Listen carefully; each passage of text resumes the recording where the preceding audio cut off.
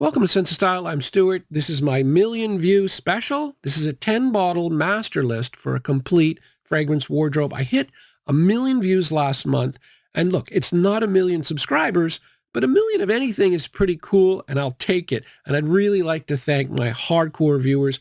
Super appreciate all of your support.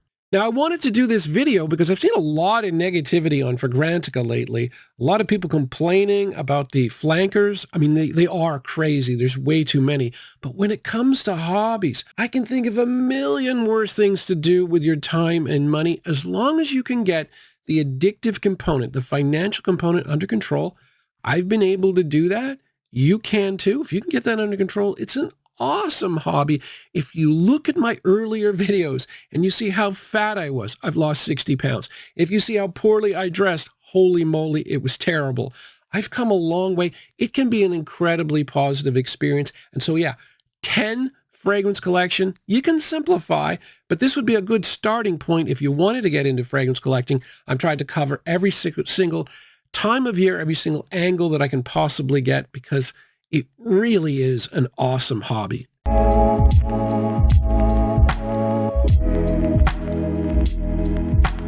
Fragrance number 1, Jean Paul Gaultier's Le Beau Paradise Garden. What I love about it is a perfectly original and versatile fragrance for warm weather. And when I say original, I'm referring to the tropical aspects of this fragrance. Yes, there are other tropical fragrances out there, but I've found that most of them don't perform. You also have the Jean Paul Gaultier tropical fragrances like Le Beau and Le Beau Parfum. However, they're too sweet to be worn in warm weather. This takes care of them both. It still has the tonka and the coconut, but it's got a ton of green notes, and it's very fresh. And even though they made it greener, it's still really long-lasting. So you get a little bit of a fresh marine accord with a combination of salt and watery notes. There's a lot of mint in it. You've got a fig note, which comes off as a little fruity, but green mostly in perfumery, and then a lot of green notes. This is a great fragrance, and I just love the fact that it smells different than the vast majority of things you're going to get out there. It's a little bit sweeter and definitely has a tropical bent that you're not going to get in a huge number of fresh fragrances.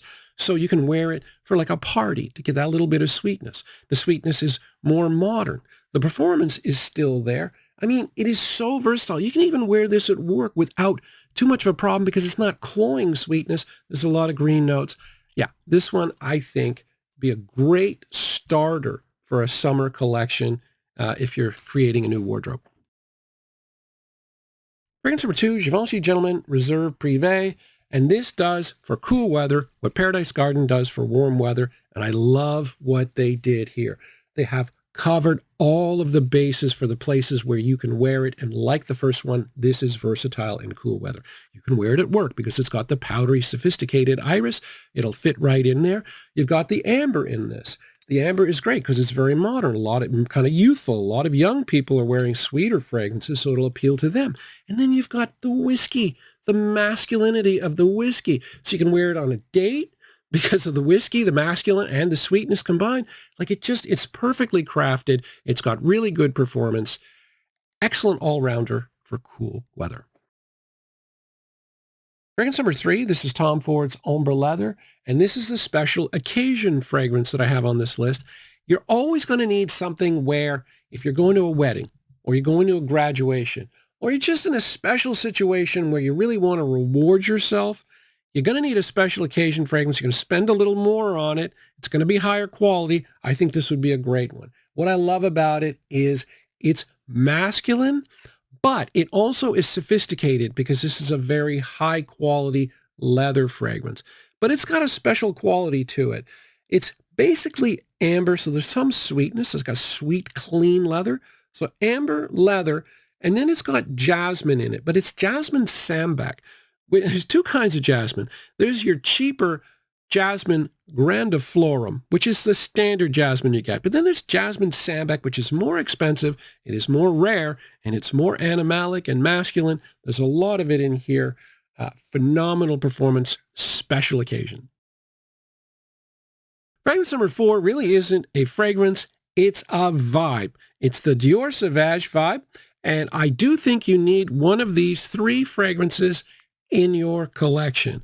So this is Dylan Blue. This is the least expensive. It's like $50 or $60, and it's a little bit darker, but the performance is still solid.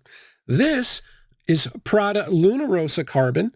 Now, this is more of a mature fragrance. It's not quite as expensive as Sauvage, but it's smoother and more mature. And then you've got the original Dior Sauvage, which is very, very strong. And essentially what you're getting with any of these 3, you're getting a lot of black pepper, a lot of ambroxan. They tend to be very fresh. Ideally, you're going to use them in warmer weather. They're going to keep you fresh, but they're designed to get compliments. And in my experience, they do. One of those 3 should be in your collection. Fragrance number 5 is By the Fireplace by Maison Margiela, and this is a great date night fragrance and not a bad all-around cool weather fragrance, but especially on a date, especially in winter, because this really does feel like you're by the fireplace, but there's a really nice sweet vanilla that goes with it. There's also a little bit of chestnut as well, so it's appealing in a date night kind of way. But then you've got some balsamic notes that give it a smoky feel, a more masculine feel. It's a unisex fragrance. Some guys, they'll think it's too sweet. And, I don't. I think it's perfectly good for that. And I think the colder, the better. So the masculine, smoky, balsamic feel of this comes from a combination of guaiac wood, which is a smoky kind of wood. Then you got Peru balsam. And then you also have cloves. There's a fair bit of cloves, and that's a very pungent note. So yeah, you get the little bit of the unisex part, the female part, I guess, with the sweet and the chestnut, but there's plenty of masculinity here. I think, the performance on this is absolutely astounding. I get 12 hours with it, no problem. And so yeah, fantastic all around, and especially date night for cool weather. Fragrance number 6, Guerlain L'Homme Idéal Eau de Parfum. This came out in 2016, and this was a game changer fragrance. Now, it is kind of a date nighty, cool weather fragrance, but it's a lot more than that. A lot of people are complaining, me too, about all the excessive vanilla.